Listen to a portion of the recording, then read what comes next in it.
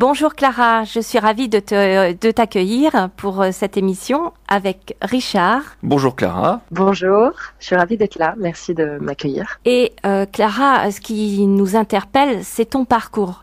Parce que tu as commencé avec de la gymnastique rythmique et puis en fait, je me suis aperçue que tu es en même temps danseuse, comédienne, chanteuse, tu fais du cirque, tu fais du cabaret. Comment est-ce que tu as fait pour ce parcours?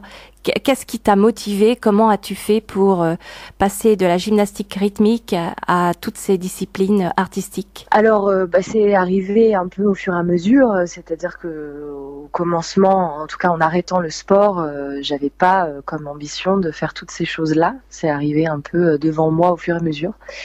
Des opportunités, des choses qui se sont présentées, des projets, des rencontres. Et comme de caractère, je suis plutôt curieuse et j'aime la nouveauté, j'aime découvrir et apprendre encore et encore de nouvelles choses. Et ben, je me suis retrouvée à partir dans une formation de théâtre après le sport. Et puis après, j'ai reconnecté un peu avec mon passé de gymnaste en partant dans le cabaret et en me formant plus en tant que danseuse. À l'intérieur de ce spectacle, on m'a proposé de chanter. Donc, je me suis formée à ça. Enfin, j'avais une petite base et puis en fait, j'ai appris sur le terrain. De là, j'ai aussi fait la rencontre de circassiens et par ces rencontres, à travers ces rencontres, on m'a proposé un projet dans lequel on me demandait d'apprendre le cerceau aérien. Donc, c'était parti pour une nouvelle aventure et j'espère que ça continuera comme ça encore et encore parce que j'adore ça. Et dans toutes ces disciplines, est-ce que tu as une préférence ou quelque chose dans lequel tu te sens le mieux? C'est vrai que ça dépend des moments, ça dépend des années, mais c'est vrai que ma matière première et mon moyen d'expression premier, c'est le corps. Donc c'est vrai que j'ai plus de facilité à m'exprimer à travers le geste et le mouvement, mais ça peut être aussi, ça peut se ressentir dans mon jeu d'acteur, c'est-à-dire que je m'appuierai toujours beaucoup sur ma posture, sur ma gestuelle de main, sur ma démarche, ma tenue de corps. C'est quelque chose que instinctivement je développe et j'utilise en premier. On te retrouve dans plusieurs séries françaises, puisque j'ai vu qu'on te retrouvait dans Joséphine, Ange Gardien, K1, enfin plusieurs. Tu as fait plusieurs séries. Oui, j'ai fait un épisode de Joséphine Ange Gardien il y a ça 10 ans, ça me rajeunit pas, mais qui passe, c'est assez surprenant, qui passe tous les ans en rediffusion, souvent l'été parce que c'est un épisode qui se passait dans un centre de vacances au Maroc. Donc il le repasse chaque année à peu près. Et puis oui, j'ai participé à un des épisodes de la série K1 et 2-3 autres aussi comme ça. Mais c'est vrai que ces dernières années, j'ai beaucoup fait de scènes et on peut pas être partout en même temps. Donc j'ai pas tourné depuis un moment, mais parce que je préfère la scène aussi, donc ça me va.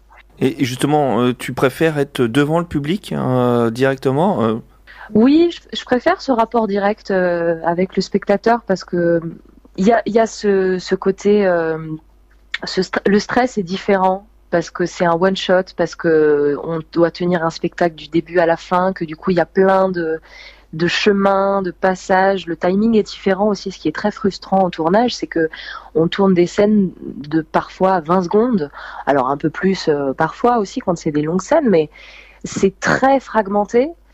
Et parfois c'est frustrant parce que on a à peine le temps de rentrer à l'intérieur du personnage et de ce qui vit, etc. que hop, on en sort direct. Et c'est vrai que c'est plus facile dans le théâtre d'avoir un vrai parcours émotionnel pour le spectateur, pour le personnage, pardon. Et on a le retour aussi direct des spectateurs, parce qu'on les entend respirer, rire, pleurer. Et ça, c'est jouissif pour un acteur. Alors justement, j'ai eu le plaisir de voir le spectacle Speakeasy. Et je pense que ça devait être une super aventure en ce qui te concerne. C'était un esprit troupe et c'était vraiment un très beau spectacle. Peux-tu nous en parler ? C'était assez extraordinaire, oui.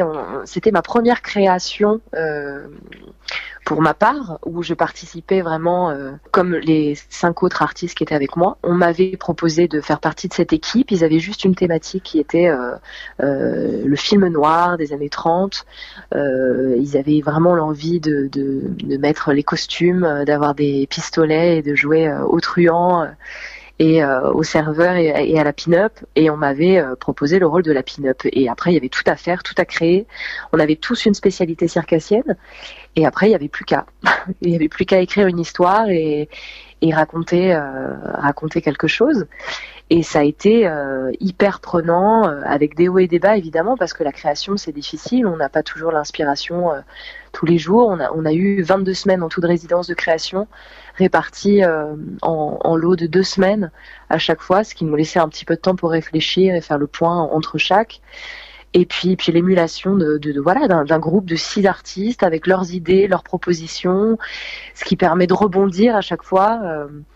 Moi, j'ai eu là dans ce projet l'opportunité de montrer beaucoup de choses différentes. J'ai pu donc apprendre le cerceau aérien, monter un numéro avec l'aide de mes collègues. Je dansais dedans. J'avais tout un parcours d'acting parce que chacun campait un personnage. Et je chantais aussi, j'avais des passages chantés. Donc c'était varié, tout ce que j'aime. C'est ce que je préfère faire maintenant. Aujourd'hui, des projets où je peux faire plein de choses différentes. Alors, je peux te garantir que l'ambiance était vraiment excellente. On ressentait vraiment, on avait l'impression d'être transporté dans les années 1930. Avec Thierry Mugler, tu as participé aussi à un spectacle. C'était aussi quelque chose d'important pour toi ? Exactement, ça a été mon premier projet de grande ampleur qui était produit à Paris. J'ai joué 1 an et demi, ça a été 1 an de casting avec plusieurs tours, ça a été long, fastidieux, on savait pas trop, c'est pareil, on partait sur une création, on savait pas trop ce qu'il allait faire de nous, en l'occurrence Thierry Mugler, et ce qui est assez extraordinaire avec lui, c'est qu'il prend des artistes, des talents, et il fantasme complètement sur l'artiste, sur ce qu'il dégage, sur ce qu'il est capable de faire. Il nous emmène parfois ailleurs, en dehors de nos sentiers battus, de ce qu'on sait faire. Et c'est ça qui est vraiment intéressant, parce que du coup, je me suis retrouvée à être embauchée en tant que mannequin, comédienne, danseuse de chorus. Mon profil de mannequin l'intéressait aussi parce que il est avant tout couturier de haute couture, donc il y avait plein de somptueux costumes à mettre en valeur, et puis il fallait aussi faire une bande son pour toute l'entièreté du spectacle, et donc il a demandé à chacune de ces artistes de passer en studio pour faire un test voix et voir si on pouvait aussi nous utiliser en chanteuse. Et c'est là qu'a débuté aussi une autre partie de ma carrière qui est le chant, mais que j'associe toujours à un autre art, parce que j'ose pas encore trop le faire juste tout seul, mais c'était aussi le début de ça pour moi. Alors, on peut te voir également sur les couvertures de magazines. Tu fais des pubs pour de grandes marques prestigieuses. C'est aussi une part de ton métier ? Oui, c'est vrai, c'est aussi une part de mon métier. C'est pas celui qui me plaît le plus, dans le sens où c'est pas le plus épanouissant. On fait appel juste à une plastique. Alors après, c'est une chance inouïe de pouvoir aussi tabler sur ça, parce que la carrière d'une artiste ce n'est pas toujours continue avec le même rythme tout le temps. Il y a des moments de creux, et ces moments-là, quand on peut les remplir avec des publicités, des shootings, des essayages, c'est quand même très très avantageux. Mais ça permet aussi de faire des rencontres aussi intéressantes, qui peuvent aussi nourrir des futurs personnages. C'est souvent des gens hauts en couleur, et voilà, c'est jamais la même chose tous les jours. C'est ce que j'aime aussi, c'est faire de nouvelles rencontres, ne jamais faire la même chose. J'ai toujours peur de l'ennui. Clara, au niveau de la musique, j'ai vu que tu étais passionnée de musique, mais quel est ton style de musique préféré et qu'est-ce que tu écoutes régulièrement dans ta voiture ? Ça, c'est une bonne question. Je suis assez nostalgique des années 90. Alors, j'ai des vieux CD des Spice Girls et des trucs comme ça qui restent dans ma voiture et que j'écoute en boucle parce que j'achète plus de CD et que j'ai une vieille auto qui a encore un lecteur CD, donc je fais avec ça. Sinon, quand j'utilise mon Spotify, c'est de la pop française. J'aime bien les nouveaux artistes qui arrivent comme Angèle, Clara Luciani ou encore l'Impératrice. Et puis ça m'intéresse aussi justement de voir ce qu'il y a un petit peu sur le marché pour éventuellement le jour où j'ai envie de m'y mettre. J'ai un compagnon qui est aussi acteur et dans la musique et on aimerait beaucoup se pencher sur un projet de duo en musique. Alors, je relève aussi que tu as tourné avec Jean-Pierre Mocky. C'était parce que malheureusement il est décédé, mais c'était un personnage haut en couleur. Oui, et c'était un grand honneur de pouvoir le rencontrer.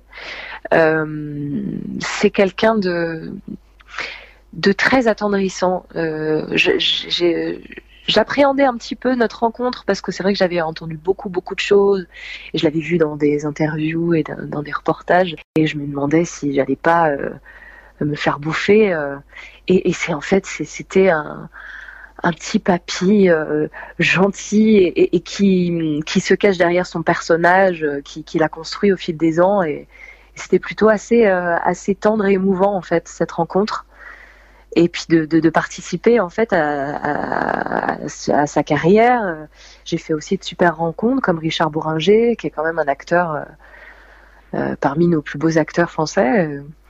Donc oui, c'était plutôt une superbe expérience aussi. Pour conclure, Clara, j'ai lu que quand tu étais fatiguée ou quand tu étais déprimée, tu attaquais un paquet complet de curly et que même tes amis...